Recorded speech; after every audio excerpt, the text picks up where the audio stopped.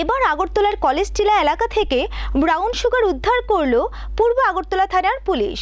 এই কাণ্ডে জড়িত থাকার অপরাধে 5 যুবককে গ্রেপ্তার করা হয়। সেই সাথে তাদের কাছ থেকে উদ্ধার করা হয় 3টি মোটরসাইকেল এবং নগদ 25,600 টাকা। রাজ্যকে নেশামুক্ত করার ডাক দিয়েছেন মুখ্যমন্ত্রী। আর মুখ্যমন্ত্রী এই ডাকে সাড়া দিয়ে প্রতিদিনই রাজ্যের বিভিন্ন স্থানে নেশা বিরোধী অভিযান জারি রেখেছে পুলিশ। দীর্ঘদিন ধরে কলেজ টিলা এলাকায় নেশাজাতীয় সামগ্রী বিক্রি করছে একদল যুবক।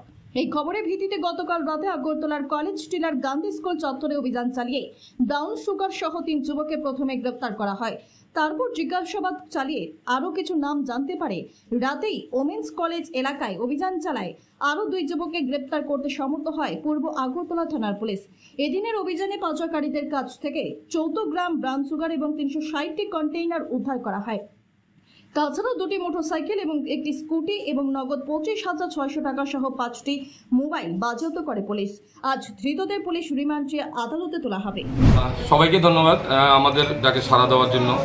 তো অ্যাকচুয়ালি গতকালকে সন্ধ্যার দিকে আমাদের কাছে একটা ইনফরমেশন আছে, আমাদের থানা এলাকা গান্ধী স্কুল চত্বরে একটা গ্রুপ তারা ইলিগালি ব্রাউন সুগার সেল করছে।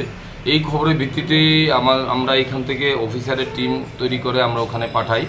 ওখানে কলেজ টিলা যাওয়ার যে আমাদের রাস্তাটা, এখানে গান্ধী স্কুলের নিচে তান্নাকর চৌধুরী তার নেতৃত্বে এখানে 3 জন লোক brown sugar suspected brown sugar sell করছে। এই খবরের ভিত্তিতে আমরা কর্ডন করে এখানে 3 জনকে আমরা ডিটেন করি এবং তার কাছ থেকে তান্নাকরের কাছ থেকে একটি সাথে পাউচ ব্রাউন সুগারের পাউচ এবং ভায়েলও পাই। তো তাদের 3 জনকে আনার পর আমরা খবর পাই আরও 2 জন লোক ওমেন্স কলেজ এলাকাতে ব্রাউন সুগার সেল করছে।